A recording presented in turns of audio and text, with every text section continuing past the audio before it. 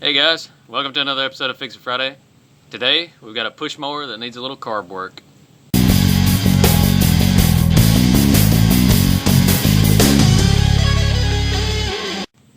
So we've got a Husqvarna LC121P with a Briggs and Stratton motor on it. It's a 725 series Briggs, and it'll crank up if you pour gas into the breather. But as soon as that gas runs out, it'll die. So we've probably got just a clogged up carburetor, float stuck, something like that. So I'm going to tear into it and see what we can come up with. So here we've got the breather where the air filter and everything is. First thing we're going to do is pull the cover off of that and just pick up on this tab. Move that to the side. It's a good place to put your nuts and bolts as you take them off. Air filter just pulls off. And inside of here, this one has two 8mm bolts and then two 7mm bolts.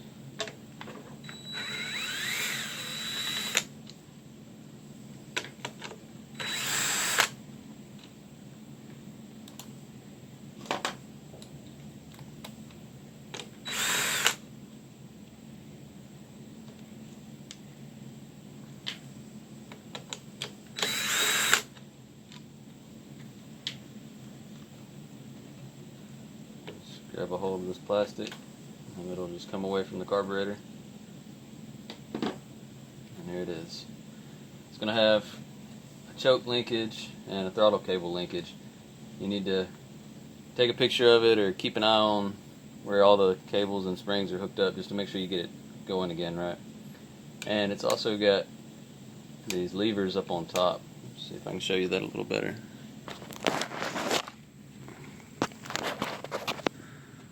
So these have to move a certain way with the choke and everything. This one moves that arm, and this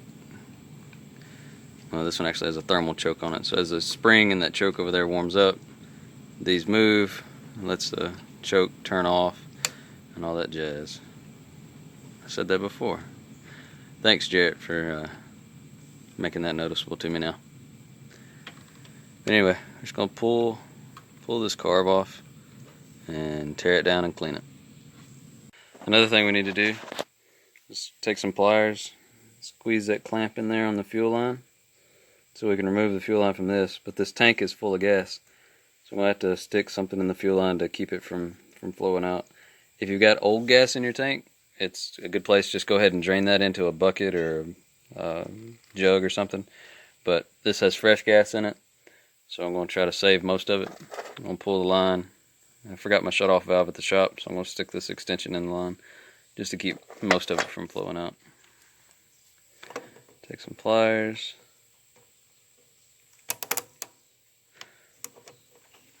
Move that clamp back. And a lot of these are going to have a pretty stiff hose on them, so we have to do a good bit of wiggling just to get it off.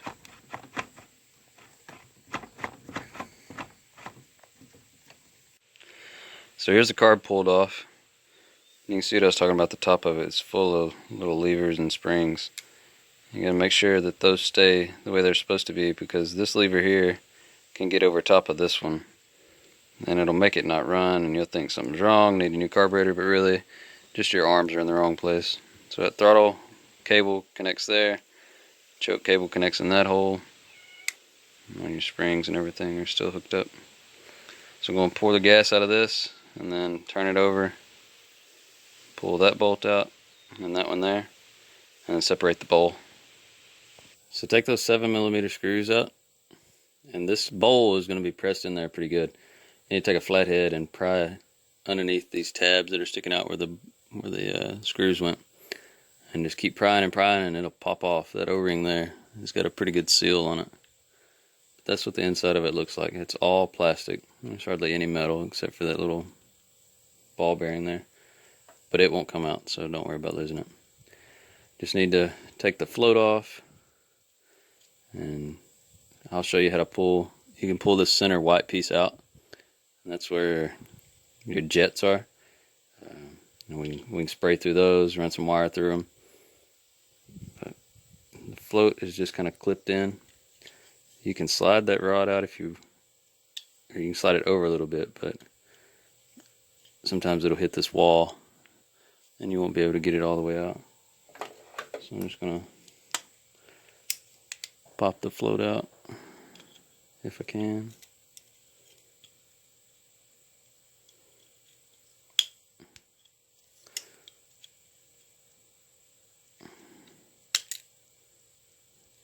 There's a needle.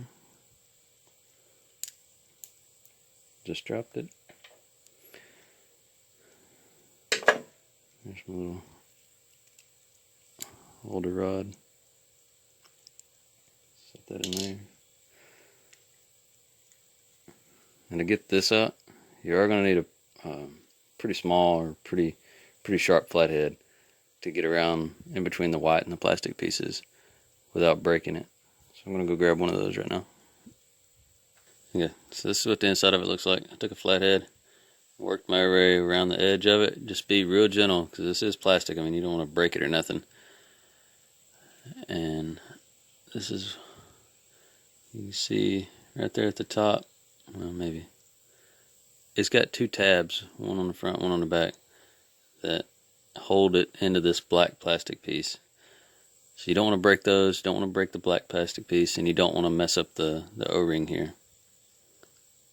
But it'll only go in one way, so don't worry about that part. If you try to stick it in the opposite way, whenever you're done cleaning, it'll hang up and won't go all the way down. So just pull this out, and you need to clean this here. That's the only really jet that it has to get fuel into the motor. And I can tell this one's clogged up, I can't see in it. So I'm just going to spray through all those 3 passages and through this one down here.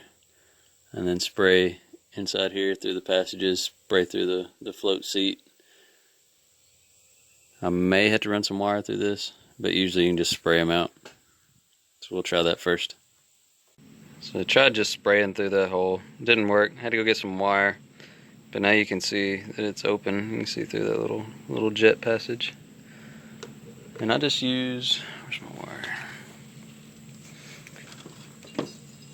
On bigger passages, I use just solid core copper wire. And then on smaller passages like that, I use this. It's just a, what does that say, 22 aught gauge wire, just braided copper. That way you can peel off little pieces of it if you need to,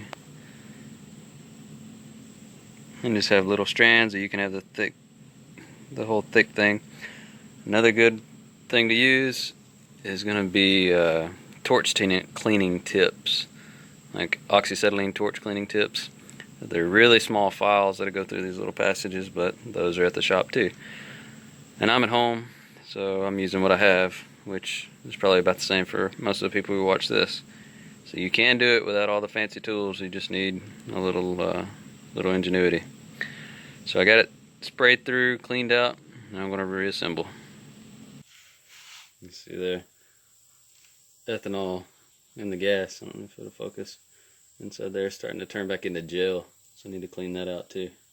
Happens a lot worse on metal bowls, metal carburetors than plastic. But if you let it sit there long enough, it'll happen to any of them. And this has a certain way that it'll go too. So this little piece sticking out will go into that recess. Best thing you can do is mess with it, or whenever you're taking it off, I guess I should have said that first, put a line where you know that this ear goes with this ear instead of being the other way. But if you try to put it on wrong, like that, it'll just kind of rock around. It won't actually press on. But if you put it on the correct way, it'll sit down in there pretty easy.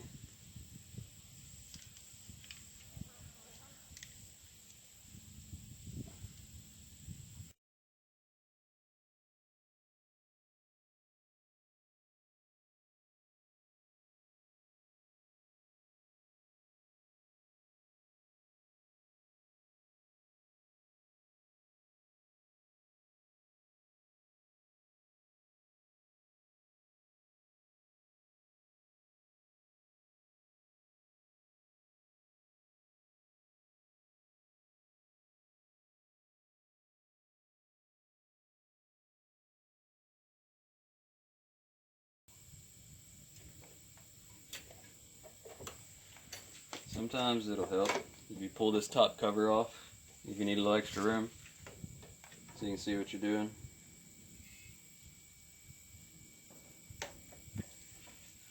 I've done this a couple times, so I kind of know where everything is supposed to go.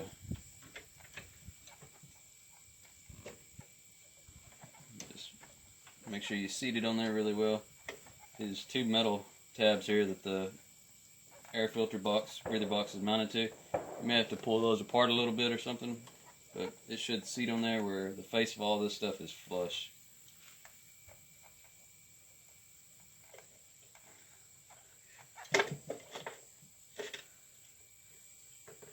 Reattach your fuel line. And try not to lose all your gas.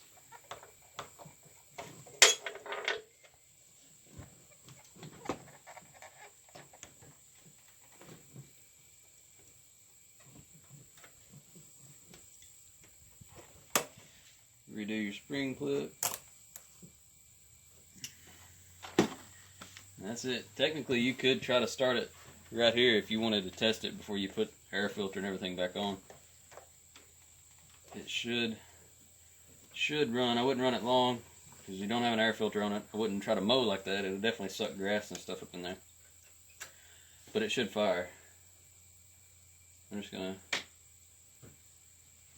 go ahead and mount my brackets and everything. And this piece sticking out here is for your crankcase vent. There's a hose on just kind of floating around up above the carburetor that needs to be pressed back onto that.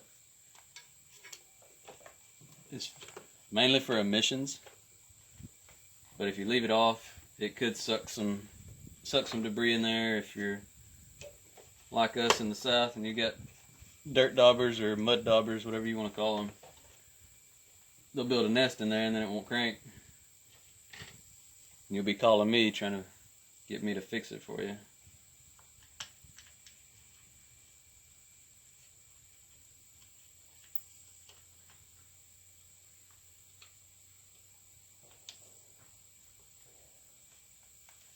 But again, you may have to bend or hold these little metal tabs in a certain spot to get the holes to line up. They're really flexible. It shouldn't be that bad to get them to start.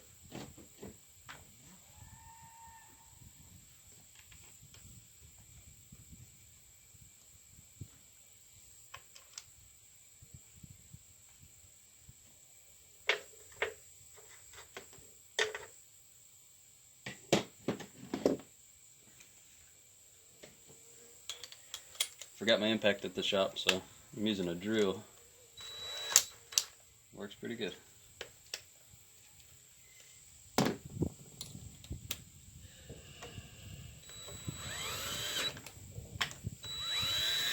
Just try to break your wrist whenever they seat on there, because it doesn't.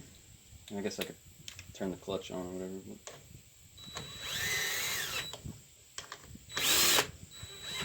I'm not too worried about it. Put the air filter back on.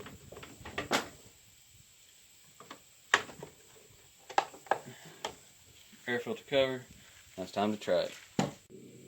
So this mower doesn't have a prime on it. It's got a built-in choke. So there's nothing to prime on here. It's supposed to be just a pull and go. We'll see if we fixed it. This is the first start. I didn't try this off camera just to make sure that it was going to work or nothing. So hopefully it does.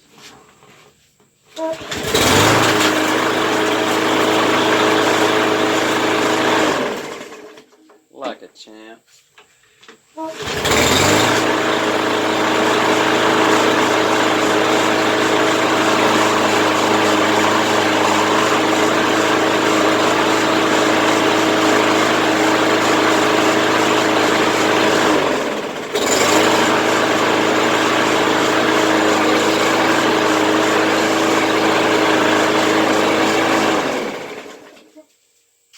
the job done.